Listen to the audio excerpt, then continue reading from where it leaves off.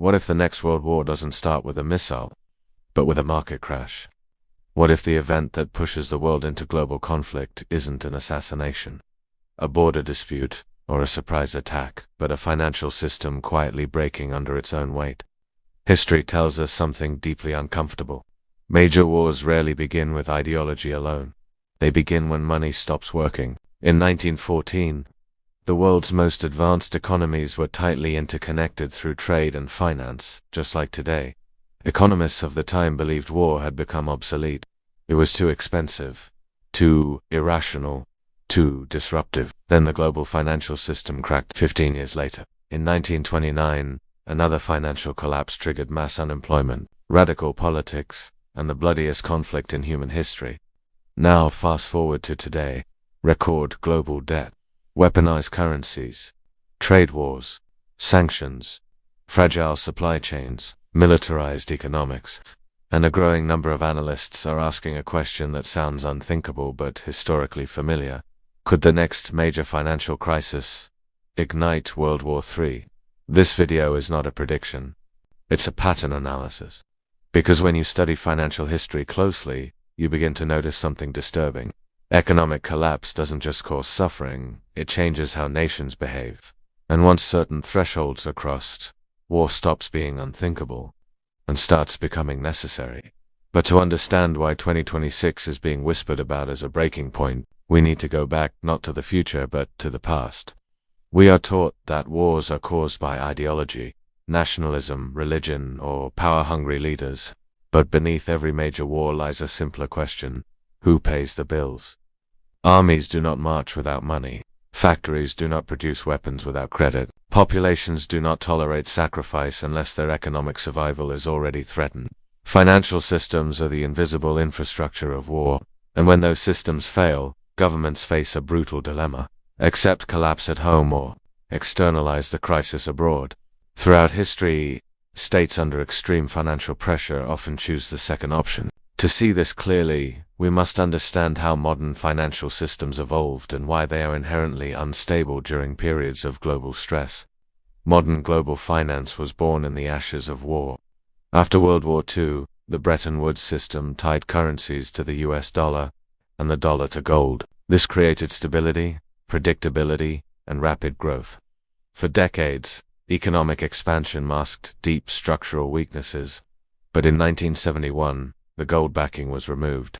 From that moment on, money became pure confidence. Governments could now run permanent deficits, accumulate unlimited debt, inflate away obligations, delay consequences indefinitely. This system worked as long as growth continued and trust remained intact. But trust is fragile. Sanctions replaced invasions. Currency controls replaced blockades. Payment systems became choke points. Money was no longer neutral. It was strategic. And once finance becomes weaponized, retaliation is inevitable. History shows us a pattern. 1. Debt rises faster than growth. 2. Financial complexity hides risk. 3. Public faith remains high until suddenly it doesn't. In the years before major collapses, warning signs are always dismissed. Before 1914, global trade was booming. Before 1929, markets were euphoric. Before 2008, risk was fully diversified. Every time, experts said, this time is different. It never is. As debt piles up, governments lose flexibility. As inflation rises, populations lose patience. As currencies weaken, geopolitical tensions escalate. Economic pain creates political extremes. Political extremes demand external enemies. This is not theory. It is repeatable history. Financial systems don't collapse all at once. They absorb pressure until suddenly they can't. History shows a consistent breaking point. When governments lose the ability to stabilize expectations, people can tolerate hardship, they can tolerate inflation, they can tolerate debt. What they cannot tolerate is uncertainty about the future. That's when trust disappears. In every major financial crisis that preceded large-scale conflict, the same moment appears. Currency, instability, capital flight, bank failures or near failures, emergency controls, public anger turning political. Once confidence breaks, leaders face impossible choices. raise interest rates and crush economies, print money and risk hyperinflation, cut spending and trigger unrest. Every option creates losers, and losers demand someone to blame. The Great Depression did not cause World War II immediately. First came trade wars, competitive devaluations, protectionism, economic nationalism. Countries stopped cooperating. The global system fractured into blocks. Germany, crushed by debt and unemployment, embraced militarization as economic policy. Japan, starved of resources and markets, turned to expansion. The world didn't drift into war, it cornered itself into it. War became a solution to unemployment, resource scarcity, political legitimacy. That's the dangerous truth of history. Economic collapse rewires political incentives. A future financial crisis, whether it arrives in 2026 or later, would hit a world fundamentally different from the 1930s today. Global debt is several times higher relative to GDP. Financial markets move at digital speed. Supply chains are fragile. Nuclear-armed powers are economically interdependent and hostile. Most importantly, economic weapons are now as powerful as military ones. Sanctions can freeze reserves, collapse currencies. This isn't hypothetical. We've already seen early stages of this cycle. Energy becomes a weapon, food becomes leverage, technology becomes restricted, currencies become political. In such an environment, even a regional conflict can spiral. Because when economies are weak, leaders fear looking weak.